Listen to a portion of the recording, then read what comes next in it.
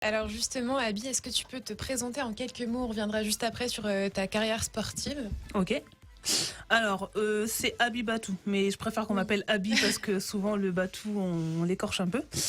Abby Batou Konaté, j'ai 28 ans, je viens d'arriver à Reims début juillet, suite à une mutation professionnelle.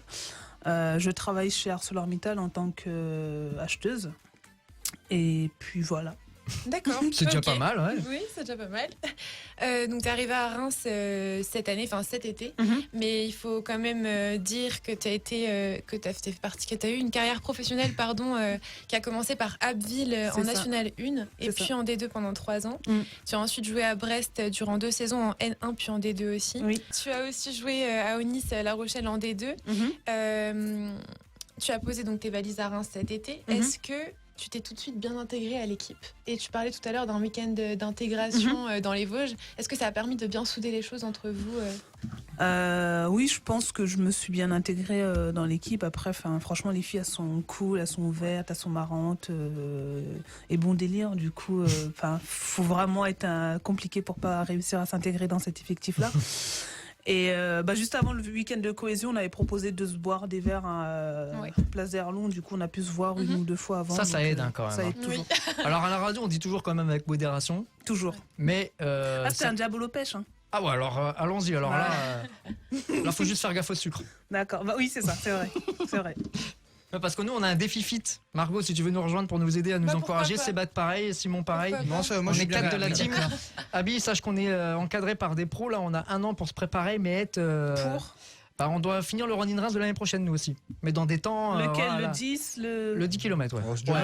Oui, d'accord. Non, mais attends, s'il te plaît, je l'ai fait, vous allez le faire. Non, mais avec des temps. C'est quoi l'objectif temps autour de 45-50. Ah oui. Là, ça se complique. Bah écoute, il y a une fille de l'équipe qui l'a couru, mais elle n'était pas avec nous, elle était avec sa famille, qui l'a couru en 55 minutes. Alors qu'elle s'entraîne pas des masses non plus, donc coucou Myriam, c'est pour toi en fait. Bah salut.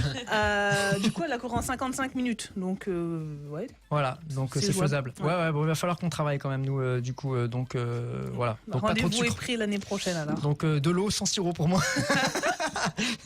Pas de souci. Margot, donc. Oui, donc je poursuis sur la carrière du coup sportive. Oui, quand même, parce que du coup, on n'a même pas fini le CV. C'est marrant, louer le sirop, mais. Ça fait pas une carrière, on est d'accord. Non. Tu as décidé du coup d'arrêter ta carrière professionnelle en 2017 pour jouer en National 2 à Aulnay. Ouais. Donc c'était pour te consacrer à tes études en gestion et management d'entreprise, si je me trompe pas. Si je me trompe peut-être. Du coup, non, c'était pour finaliser mon MBA. En fait, si vous voulez, ma carrière de hand, je l'ai toujours fait en parallèle avec ma carrière de scolaire. Du coup, quand j'étais à Ville, quand j'étais à Aunis, j'ai toujours voulu faire hand études en même temps. Et à un moment, ça pouvait plus être que... Je pouvais plus concilier les deux et on m'a demandé de faire un choix.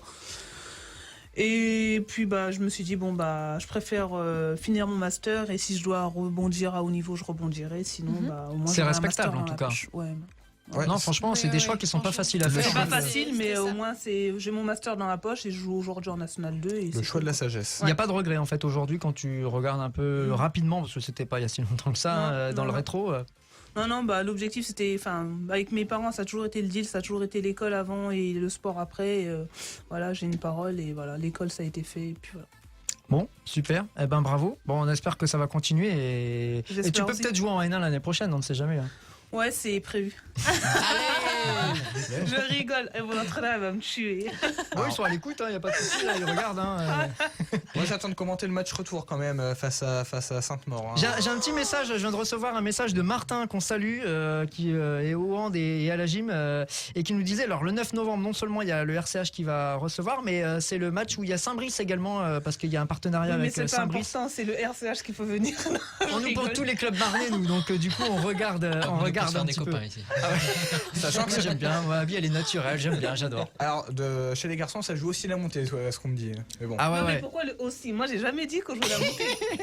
Et alors par contre il y a un point commun entre Saint-Brice et le RCH, c'est que vous prenez beaucoup de buts et que vous en marquez toujours un de plus. C'est l'objectif d'un match. Voilà, exactement. Voilà. Revenons à Abby et Margot. Oui. Après justement ta saison à Aulnay en National 2. Tu as eu l'occasion de jouer en départemental donc l'année dernière.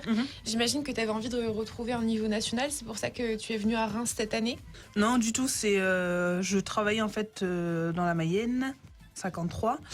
Et ça faisait un peu de route pour voir mes parents, ma famille, mes amis. Et je voulais me rapprocher de la région parce que je viens de Compiègne à la base. D'accord. Et voilà, j'ai eu l'opportunité. La Picardie. C'est ça, c'est ça. Bah, j'ai un peu de sang picard, hein. Mais de l'aide, moi, pas l'Oise. Ouais, Pas pareil, du coup. Non, D'accord, non, du pardon. tout. Pas de souci, hein. Allez, Ça matche On pas. repartira quand même mon copain, y a pas de souci. Bah hein. ouais. J'espère que j'aurai quand même mon autographe. Non, mais il n'y a pas de souci. L'important, c'est les 3 points, on a dit. C'est ça. Non, mais 60. du coup, c'est plutôt le travail qui m'a fait venir sur Reims. Et D'accord. après, j'ai eu l'opportunité de pouvoir jouer en N2 et voilà. Quoi. D'accord. Bon. Et justement, toi qui as fait quand même plusieurs... Enfin, tu as voyagé quand même dans une bonne partie de la France, de Brest jusque... C'est vrai que là, les 4 points cardinaux, C'est pas mal, là, ouais. pas mal. Quelle différence tu peux faire justement entre le handball pro et le handball plus amateur? Bah, on va dire c'est plus la rigueur, les structures qui sont mises en place autour. Même si franchement, en arrivant à Reims, j'ai été surprise pour un niveau de N2. Les structures qu'il y a autour de l'effectif, enfin l'investissement des gens, des bénévoles, etc. C'est vraiment impressionnant pour une équipe qui joue en N2, quoi. Enfin, j'ai été surprise à ce niveau-là. Après, c'est la rigueur et aussi le nombre de joueuses aux entraînements, l'effectif, qui peut faire la différence. Tous les témoins qui viennent ici, qui évoluent, alors que ce soit en handball, le volley, c'est un peu la même chose. Dans ce genre de division N2, disent que c'est un niveau un peu bâtard parce Exactement. que ça nécessite quand même un investissement qui est très important. Pour un niveau qui reste déjà quand même pas mal, et pour autant, on n'en gagne pas sa vie, donc c'est compliqué quand même en termes d'investissement. Ouais, c'est clair que il y en a qui gagnent leur vie selon les clubs dans lesquels on évolue, on peut plus ou moins gagner sa vie, entre guillemets. Mais c'est vrai que c'est le niveau où tu as des gens l'image elle va être stupide, c'est quelqu'un qui va pouvoir tirer à 9 mètres et quelqu'un qui à peine sait recevoir un ballon. Je schématise un peu, du coup c'est vraiment le niveau un peu bâtard, mais ça revient aussi de la refonte des poules qui a peut-être aussi un peu impacté les niveaux d'au-dessus, quoi. C'est sûr même. Sauf qu'en Champagne-Ardenne, on est quand même un peu pauvre alors comme ça. Alors là, en N2, ça se ressent pas trop, mais on dit toujours qu'on est quand même malheureusement assez pauvre en densité de clubs de bon niveau, et du coup, ça s'en ressent quand même. Ne serait-ce que pour aller recruter. Bon, là, c'est une opportunité que t'avoir, on est très content, mais c'est pas toujours si facile. Bah, c'est clair que si on compare à la région Île-de-France, Ah ouais, voilà. rien à voir. Même le Nord, hein. Ouais. Ouais, Nord aussi. Très dense. Oui, il y a pas mal de grosses équipes, National 2, National 1. Enfin, c'est vrai qu'en Champagne, il y a Reims. Après. Ouais, dans la Marne, c'est à peu près tout, hein. Ouais. Non, mais qu'on se le dise. Après, Pernay, c'est beaucoup plus bas. C'est pour ça que derrière, dans le club, il y a aussi une structure de formation Centre de qui est mise en formation, place. ouais. Pour, On salue voilà. Maxime Martin, il y est très attaché. Exactement, petit message qui permet de pouvoir former les futures filles qui vont jouer dans l'équipe première. Bon. Du coup, et il paraît qu'il y a des petites pépites qui arrivent là. Je sais pas si tu surveilles ça. Il y en a quelques-unes qui s'entraînent avec nous le mardi, je crois. Et ouais, c'est vrai que c'est pas mal. Bon, on continue de faire connaissance avec toi, Margot. Et alors justement, il y a combien d'entraînements par semaine? Alors, pour nous, c'est mardi, mercredi et vendredi. 3 entraînements par semaine. Ouais. Donc plus ton travail, ça doit être quand même assez fatigant la semaine, j'imagine. Ouais, oui, après c'est une habitude j'ai toujours eu l'habitude de m'entraîner, de travailler, d'enchaîner, etc. Et justement l'année dernière, j'avais perdu un peu ce rythme-là. Mais voilà, on voit pas ces journées passer, on n'a pas le temps de s'ennuyer. Donc j'imagine cool. bien. J'imagine bien. Tu m'étonnes. Et alors, qu'est-ce qu'on peut te souhaiter pour la suite de la saison ou personnellement? Tant professionnellement que sportivement, que tout match, que je fasse une bonne saison et que je m'intègre super bien à mon entreprise. Et les 3 points. Et la montée.